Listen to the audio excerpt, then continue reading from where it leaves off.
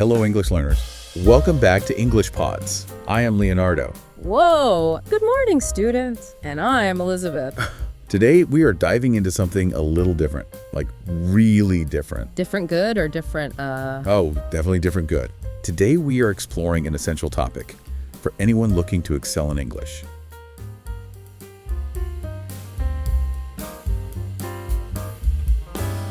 Okay, so have you ever wondered, if growing up rich, automatically sets you up for success? Or if it's actually, going through tough times that really builds character? You know what I mean? Yeah, for sure. It's a question that I think a lot of people have thought about at some point. Right. It's one of those classic debates.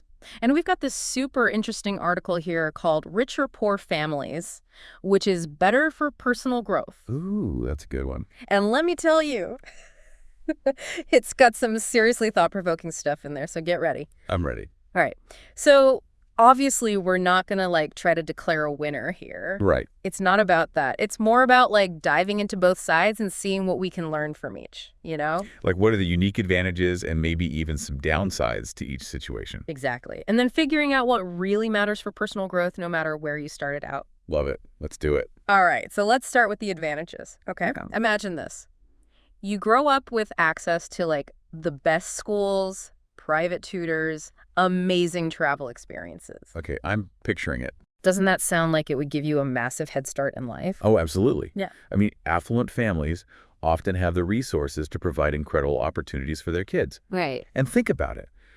When you don't have to worry about money as much, Yeah. you're free to focus on your passions and develop your talents. It's like you can just dive right into exploring all these different things without that constant stress of making ends meet. Exactly. It's a huge advantage. Okay, but here's where things get interesting.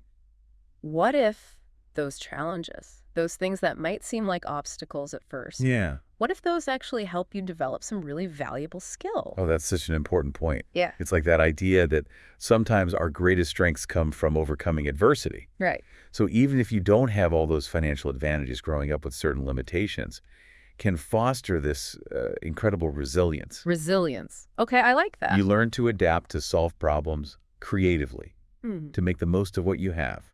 You have to be resourceful.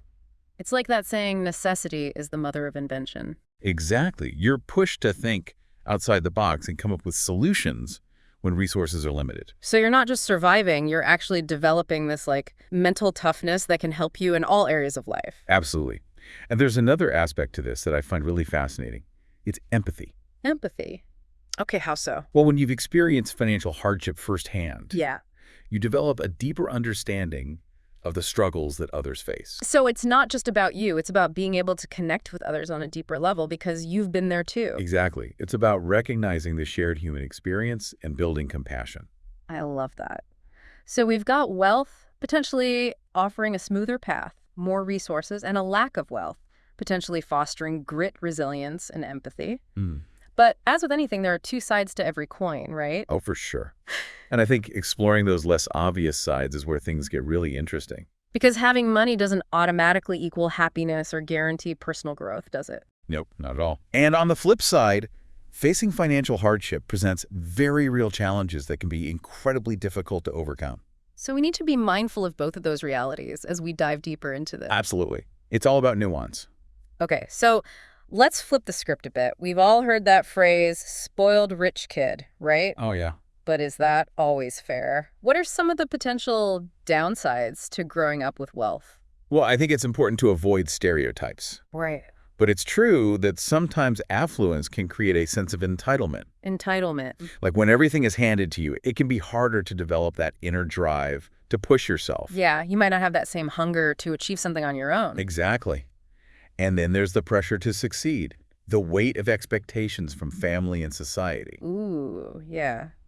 That can be a lot to carry. It can lead to fear of failure and a hesitation to take risks. It's like living in a gilded cage in a way. You might have all the material comforts, but are you really free to explore your passions and discover who you truly are? That's such a profound question. It highlights the difference between external validation and internal fulfillment. And that's something we all have to grapple with no matter our background.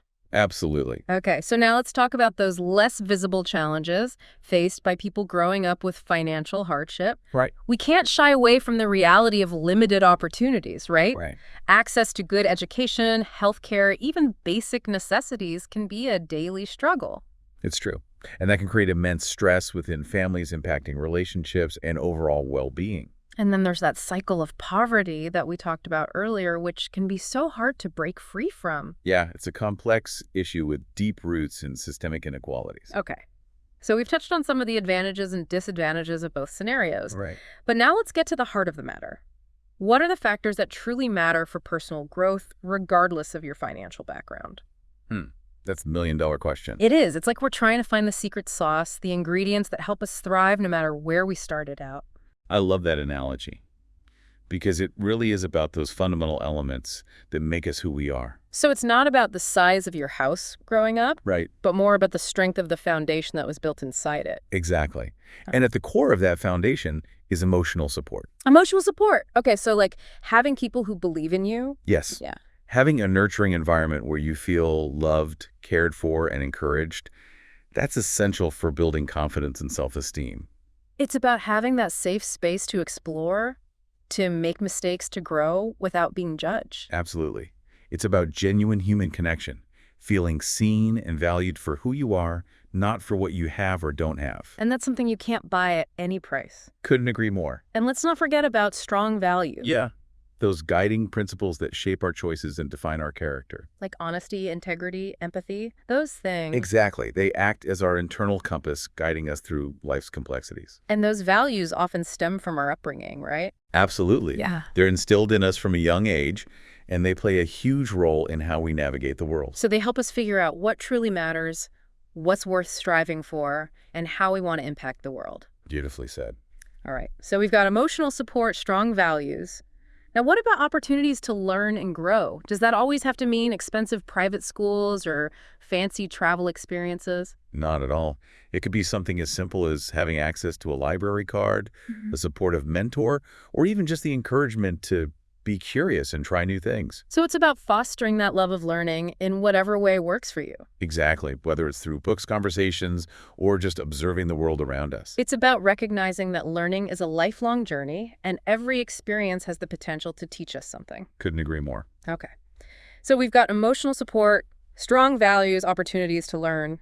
What's next? Resilience. Resilience. Yes, that ability to bounce back from challenges. Yeah, life throws curveballs at everyone, rich or poor. It's how you handle those setbacks that really matters. Yeah. It's that inner strength that helps you get back up and keep going. And it's a skill you can develop over time. It's like a muscle that gets stronger with every challenge you face. So it's not about avoiding hardship altogether, Right. but about learning how to navigate it and come out stronger on the other side. Exactly. It's about reframing those setbacks as opportunities for growth. Okay. So we've got emotional support, strong values, opportunities to learn resilience. What's the final piece of this puzzle, this foundation for personal growth? Role models. Role models. Oh, I love that. Who are those inspiring figures in your life? Yeah. We all need people who show us what's possible, who embody the qualities we aspire to. It could be a parent, a teacher, a community leader, anyone who inspires you to be a better version of yourself. Exactly. They light the way and show us that our dreams are within reach, even when the road ahead seems uncertain. So they're like living proof that you can achieve great things no matter your circumstances. Absolutely. Okay. So we've got this incredible framework now. Emotional support, strong values, opportunities to learn, resilience, role models. Are those truly the keys to unlocking personal growth? I think they're absolutely essential to provide the nourishment and support we need to thrive as individuals. It's like having all the right ingredients to bake a delicious cake. You might have fancy tools or a bigger oven, Right. but without those core ingredients, you're not going to get that satisfying result. That's a perfect analogy. It all comes down to those fundamental elements, those essential nutrients that fuel our growth. So we've explored the pros and cons of growing up rich versus poor, Yeah. and we've uncovered these key ingredients for personal growth. But what does all this mean for each scenario? What's the takeaway for someone who grew up with privilege, and what about someone who had to overcome adversity? That's a great question. Yeah. And I think the messages are pretty clear. For those from affluent families, the key is recognizing that privilege comes with responsibility. Okay. So it's not just about what you have, but what you do with it. Exactly. It's about using your advantages wisely to make a positive impact on the world. And for those from less privileged backgrounds, it's about understanding that your struggles have forged incredible strength within you. It's about recognizing your resilience and knowing that your circumstances don't define your potential. So it's not about picking sides or saying one is better than the other. Right. It's about recognizing the unique lessons each situation offers. And ultimately, it's about focusing on building that foundation of support values and growth opportunities. Because when you have that solid foundation, you're setting yourself up for success no matter where you start. Couldn't have said it better myself. So we've talked about those external factors, the advantages and disadvantages of wealth and lack of wealth. But there's another crucial element to this whole equation, and that's our internal landscape. Our internal landscape? You mean like our mindset? Exactly. Yeah. How do our beliefs about ourselves and the world impact our ability to grow and thrive? Ooh, that's a fascinating question. Yeah. And it's something that deserves its own deep dive. Because our mindset can either empower us to achieve great things, or it can hold us back from reaching our full potential. And that's where we'll pick up in the next part of our deep dive. We'll explore the power of mindset, how to cultivate a growth mindset, Okay. and how it can help us navigate all the challenges and opportunities that life throws our way. I'm excited for that one. Me too. It's going to be good. I can't wait. So, it's funny how we often get so hung up on those external things, like what we have or what we don't have. Yeah. But really, the real game changer is what's happening on the inside. It's like that saying, right? You can take the person out of the situation, but can you take the situation out of the person? Exactly. Our experiences definitely shape us. But at the end of the day, we have the power to choose how we let those experiences define us. So it's not about pretending like your past doesn't matter, Right. but about finding an empowering way to view it. Exactly. Like someone who grew up with a lot of wealth might need to work on developing that grit and determination. Oh, that's interesting, because they might not have had to hustle as much early on. Exactly. They might need to make a conscious effort to seek out challenges, push themselves outside their comfort zone, and learn to appreciate the value of hard work. Yeah, and on the other side of the coin, someone who grew up with financial struggles Yeah? might need to fight against those limiting beliefs that tell them they can't achieve certain things. Absolutely.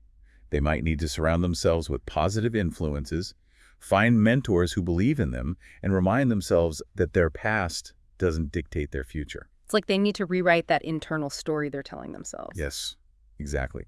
Replace those I can't thoughts with I will statements.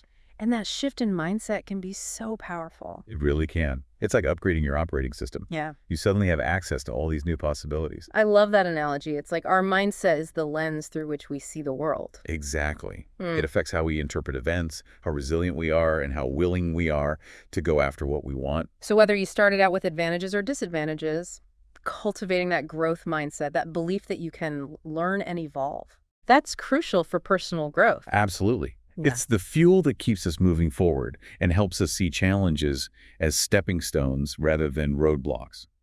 This reminds me of something you mentioned earlier about the cycle of poverty. How does mindset play a role in breaking free from that? That's a great question. Huh.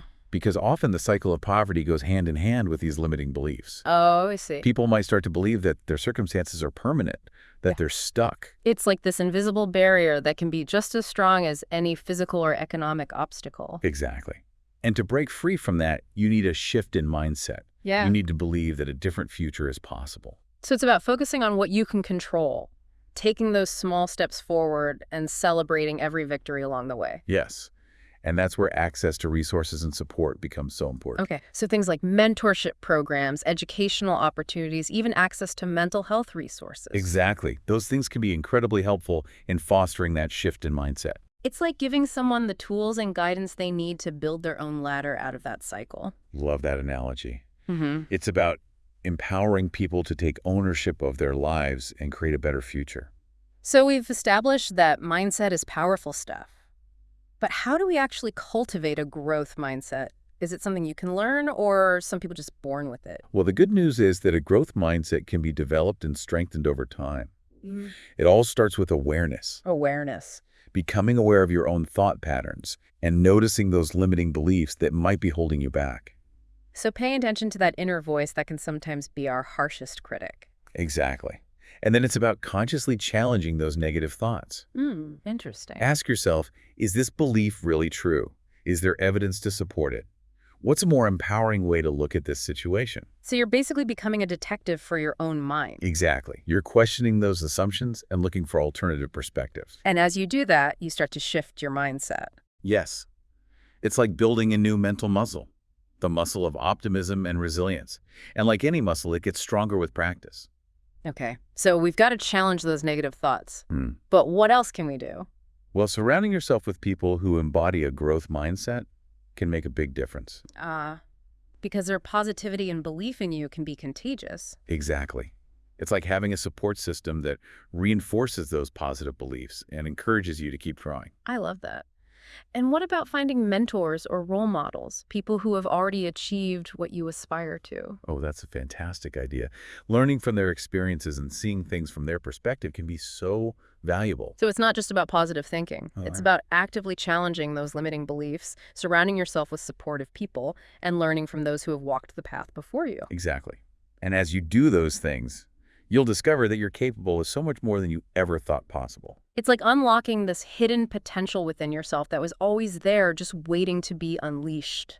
It really is. Yeah. And that's the beauty of personal growth. It's a journey of continuous discovery and expansion. Okay, so we've explored the power of mindset and how to cultivate a growth mindset. Now let's connect this back to the bigger picture. How does all of this relate to the role of society in fostering personal growth for everyone? That's a crucial question. Because while individuals have a responsibility to work on their own mindset, Right. society also has a role to play in creating an environment where everyone has the opportunity to thrive. So it's about tackling those systemic inequalities that create barriers for certain groups of people? Exactly. Yeah. We need to make sure that everyone has access to quality education, healthcare, and economic opportunities, regardless of their background. It's about leveling the playing field so that everyone has a fair shot at success. Absolutely. And it's also about promoting a culture that values personal growth in all its forms. Oh, not just focusing on financial success. Right. It's about recognizing that there are many paths to a meaningful life and celebrating those diverse journeys. Yeah. And that brings us to another important point. Personal growth isn't just about individual achievement. It's about contributing to something bigger than ourselves. Oh, I love that. It's about finding that intersection between your passions and the needs of the world. So using your unique skills and experiences to make a positive impact. Exactly. And that sense of purpose, that feeling of making a difference, can be incredibly motivating and fulfilling. It's like that warm, fuzzy feeling you get when you know you've made a positive contribution. Exactly. It's a reminder that true success isn't about how much money you have, Right. but about the positive impact you have on the world around you. Okay. So we've talked about the importance of individual mindset and the role of society in fostering personal growth. Yeah. But there's one more layer to this conversation that we can't ignore, and that's the digital landscape. The digital landscape. Yes. That's a huge part of the equation these days. It really is. In today's hyper-connected world, we can't talk about personal development without acknowledging the impact of technology. For sure. Technology can be such a powerful tool for personal growth. Right. We have access to more information than ever before. Exactly. We can connect with people from all over the world, learn new skills online, and tap into resources that were unimaginable just a few decades ago. It's like having a world of knowledge and opportunities right at our fingertips. Exactly. The potential for growth is incredible. But at the same time, we're also constantly bombarded with information. Yeah. And not all of it is good for us. That's the challenge, isn't it? The digital landscape can be so noisy and distracting. It's easy to get sucked into that endless scroll of social media and lose track of time. And it can also fuel those feelings of comparison and inadequacy. Oh, yeah. Because social media often presents this idealized version of reality. Exactly. Yeah. We see everyone's highlight reels, not the behind-the-scenes struggles. So it's easy to start feeling like you're not good enough or you're not doing enough. And that's why it's so important to develop a healthy relationship with technology and social media. Okay, so how do we do that? How do we harness the power of the digital world for good while minimizing those negative effects? That's where we'll pick up in the next part of our deep dive. All right, I'm intrigued. We're going to explore ways to navigate the digital landscape in a way that promotes personal growth, fosters authentic connections, and helps us stay grounded in the real world. Sounds good. I can't wait to dive in. Me neither. It's going to be an interesting one. Okay, so we've talked about mindset and the role of society and all this, but there's this whole other layer we can't ignore. The digital world. Like, it's kind of impossible to talk about personal growth these days without considering the impact of technology, right? Oh, absolutely. It's like Uh, this whole new frontier with its own set of opportunities and challenges. Right. On the one hand, we have access to more information than ever before. We can Yeah. connect with people all over the world, learn new skills online. It's pretty amazing. It really is. It's like having this massive library, a global network of mentors and endless learning opportunities all at your fingertips. Yeah. But then there's the flip side. We're constantly bombarded with information. And let's be real, not all of it is good for us. Sure, it's easy to get caught up in that constant stream of information. Overload is a real thing. Definitely. And then there's social media, which can be awesome for connecting with people. But it can also make you feel like you're not good enough, or you're always comparing yourself to others. Yeah, social media often shows us this like filtered version of reality, you Yeah. know? Everyone's highlight reels. Right. It's like you're constantly seeing these perfect pictures and stories, but it's not the whole picture. Exactly. And that can lead to a lot of self-doubt and anxiety. So how do we find that balance? How do we use technology in a way that actually supports our growth without all those negative side effects? That's the key question. Mm. And I think it starts with awareness, becoming aware of how you're using technology and how it's making you feel. Okay. So like taking a step back and being honest with yourself? Exactly. Ask yourself, is this app or website adding value to my life? Is it helping me learn, grow, or connect in meaningful ways? And if it's not, Then maybe it's time to set some boundaries. boundaries. Okay, I like that. Yeah. Limit your screen time, create some tech-free zones in your home, and be mindful of the content you're consuming.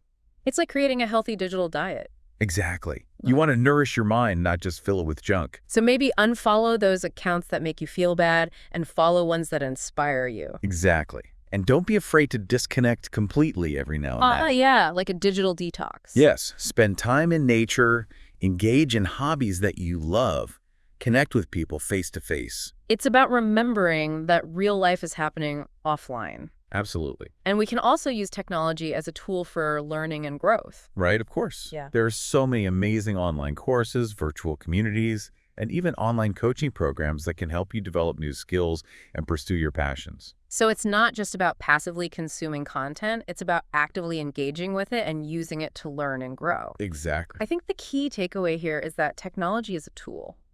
And like any tool, it can be used for good or bad. That's a great way to put it. It all depends on how we choose to use it. So we have to be mindful of our choices and make sure we're using technology in a way that supports our overall well-being. Absolutely. And that brings us back to the bigger picture of personal growth. Yeah. It's not just about external factors like wealth or technology. It's about cultivating that inner strength, developing a growth mindset, and finding those things that truly light you up. And remembering that it's a journey, not a destination. Exactly. There will be ups and downs, challenges and triumphs, but it's all part of the process. And we don't have to do it alone. Right. We can lean on each other for support, learn from each other's experiences, and celebrate each other's successes. Well said. I think that's a great note to end on. I agree. Thanks for joining us on this deep dive into personal growth. It's been a fascinating conversation. It really has. And to all our listeners out there, keep those minds curious, those hearts open, and never stop growing.